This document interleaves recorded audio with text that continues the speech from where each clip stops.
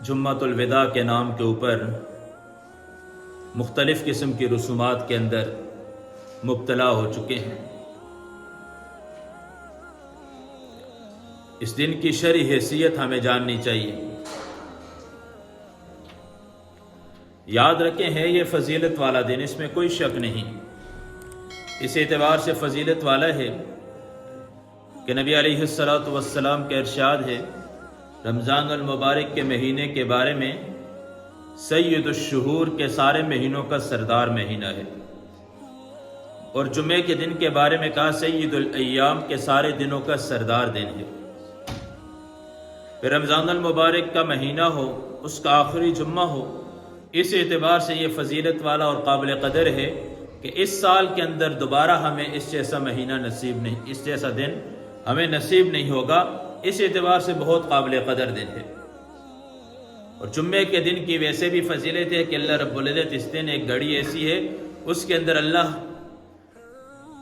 ایک بندے کی ایک گھڑی ایسی ہے، اس کے اندر اللہ رب العزت دعا قبول کرتے ہیں۔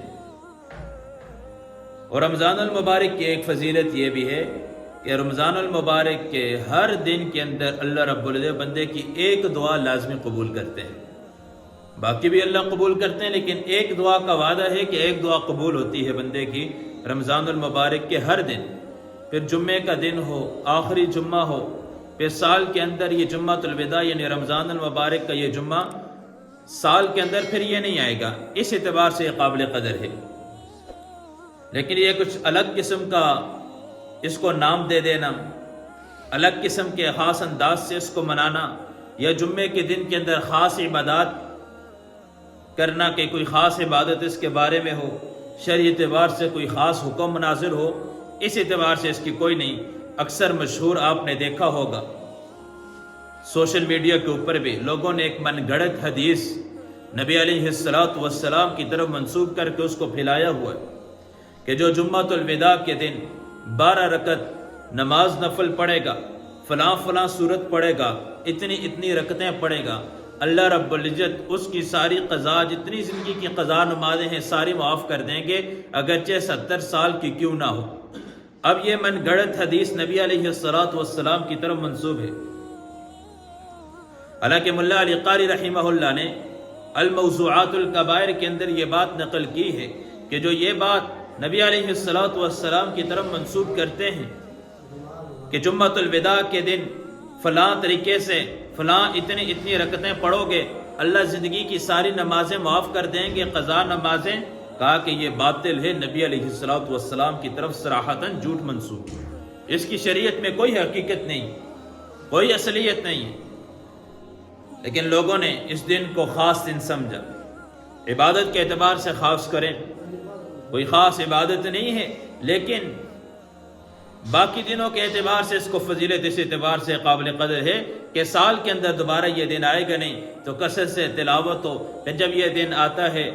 آگے عید آتی ہے، اس کے بعد جمعہ آتا نہیں ہے، 2-4 دن کے بعد عید ہو جاتی ہے، یا عموماً ایسا ہوتا ہے جمعۃ الوداع کے اگلے دن عید آ جاتی ہے، یا 2-4 دن کے بعد عید آ جاتی ہے، تو انسان کا ذہن 2 باتوں کی طرف جاتا ہے، 2 چیزیں سوچنے پہ مجبور ہو جاتا ہے انسان۔ ایک تو جو وہ خوش قسمت لوگ ہوتے ہیں وہ سوچتے ہیں کہ جنہوں نے رمضان المبارک کے مہینے کو قیمتی بنایا، اس مہینے کے اندر عبادات کی، اللہ کو راضی کیا، قرآن کی تلاوت کی، ذکر اذکار کیے، تسبیحات کا اہتمام کیا، نفلوں کا اہتمام کیا، توبہ استغفار کے ذریعے اپنے اندر کو پاک اور صاف کیا، اللہ سے لو لگائی، ایک نیت اور عزم کی کہ سال کے 11 مہینے جو آنے والے ہیں، رمضان کے بعد کے 11 مہینے، اگلے رمضان تک میں یوں ہی وقت گزاروں گا جیسے میں نے رمضان المبارک کے مہینے کے اندر گزارا ہے۔ رمضان المبارک کے مہینے کے اندر جن گناہوں سے بچتا رہا، میں 11 مہینے ان گناہوں سے بچوں گا۔ میں نے آنکھ غلط استعمال نہیں کی، 11 مہینے آنکھ کی حفاظت کروں گا۔ میں نے کان غلط استعمال نہیں کیے، 11 مہینے کان کی حفاظت کروں گا۔ میں نے تراویح کی نماز کا اہتمام کیا، 11 مہینے میں 5 وقت کی نماز کا اہتمام کروں گا۔ میں نے قرآن کی تلاوت کا اہتمام کیا، 11 مہینے میں قرآن کی تلاوت کا اہتمام کروں گا۔ میں جتنے اعمال کرتا رہا، 11 مہینے میں ان اعمال کے اہتمام کروں گا۔ ایک دوسری سوچ ان بدبخت لوگوں کے ذہن میں آتی ہوگی، لیکن خوش قسمت ہے جن کو وہ سوچ بھی آتی ہوگی۔ لیکن بعض بدبخت ایسے بھی ہوتے ہیں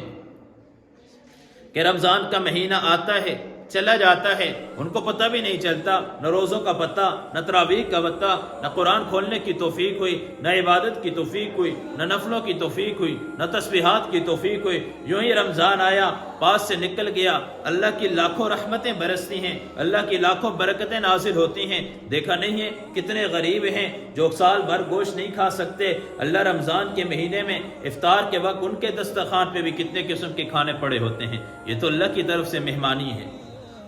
تو برکتوں والا رحمتوں والا مہینہ ہے۔ بدبخت ہے وہ انسان جو رمضان کے مہینے کو پائے اور اپنی مغفرت نہ کروائے، رمضان کا مہینہ پائے اور پھر بھی اللہ کی عبادت نہ کرے، رمضان کا مہینہ پائے اور قرآن کی تلاوت کرنے کی توفیق نہ ہو، رمضان کا مہینہ پائے تسبیحات کے اہتمام نہ کرے، رمضان کا مہینہ پائے نمازوں کا اہتمام نہ کرے، رمضان کا مہینہ پائے تہجد اس سے نہیں پڑھی جا رہی، یہ بدبخت انسان ہے۔